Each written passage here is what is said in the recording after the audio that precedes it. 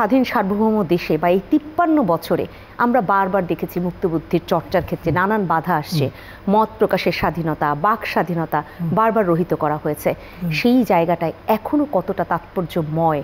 যে সমস্যায় আমরা আগে ছিলাম, নতুন রাষ্ট্রে নতুন বাস্তবতা, সেই সমস্যাগুলো সামান্য পরিবর্তন হতে পারে, কিন্তু মূলত রয়ে গেছে সমস্যাগুলো।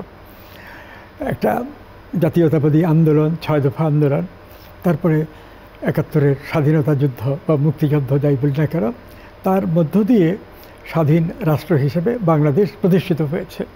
1971 সালের 16ই ডিসেম্বরে সম্পূর্ণত একটা স্বাধীন রাষ্ট্র বাংলাদেশ প্রতিষ্ঠিত হয়েছে। এর আগে স্বাধীনতা ঘোষণা করা হলেও এই দেশটা পাকিস্তানি হানাদার বাহিনী দখল করে রেখেছিল।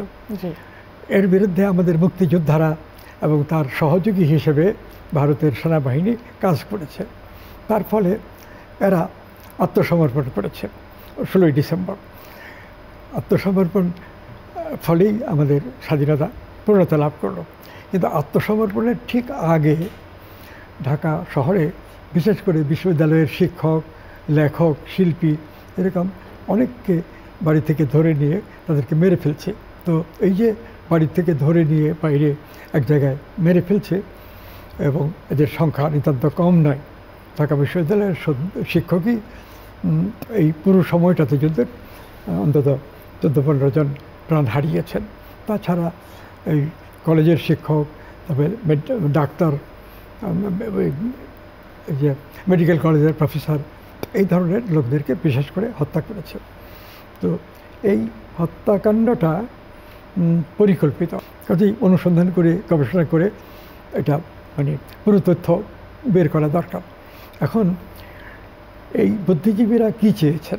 বুদ্ধিজীবীদের মধ্যে যারা প্রকৃতপক্ষে দেশের কল্যাণে, সর্বজনের কল্যাণে চিন্তা করেছেন, তারা চেয়েছেন যে স্বাধীন বাংলাদেশ একটা উন্নতিশীল রাষ্ট্র হবে, নিজেরা নিজেদের অবস্থা একটু একটু করে ধারাবাহিকভাবে উন্নতি করবে।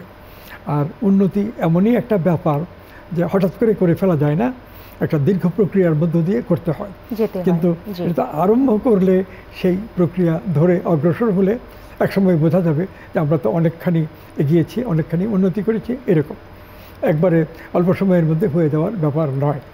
যারা বিভিন্ন সময়ে স্বাধীন বাংলাদেশ হওয়ার পরে ক্রমাগত আন্দোলন করেছেন, তারা কেউই এই বিষয়গুলো যুক্তিসঙ্গত রূপে বিজ্ঞানসম্মত দৃষ্টিভঙ্গি দিয়ে বুঝতে চাননি।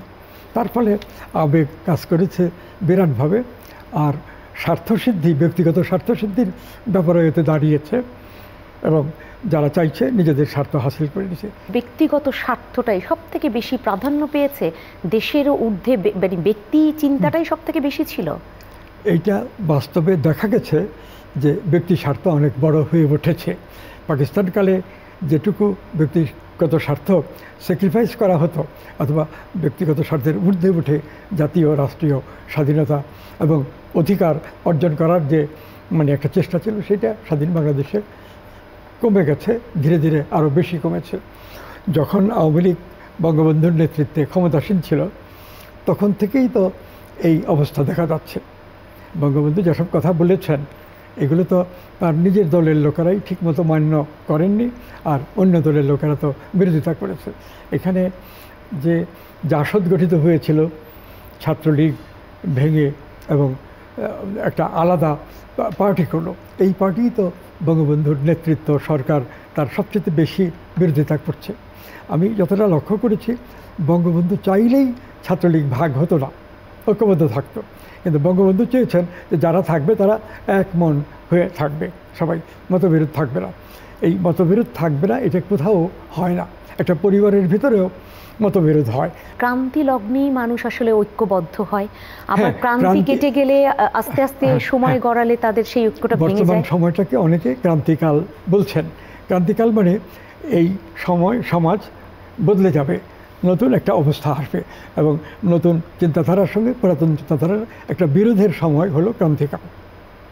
যুগ সংক্রান্তি, একটা যুগ শেষ হয়ে যাবে আর একটা নতুন যুগ আসবে। এর মাঝখানে যে একটা সংগ্রামের সময়, ট্রানজিশন পিরিয়ড বলে ইংরেজিতে, সেটা তো ওই রকম একটা সময়ের মধ্য দিয়ে আমরা চলছি, এটা কথা অনেকে বলছেন। এখন যারা এই যে একটা বিপ্লবের মাধ্যমে উপদেষ্টা পরিষদ এখন গঠন করেছেন।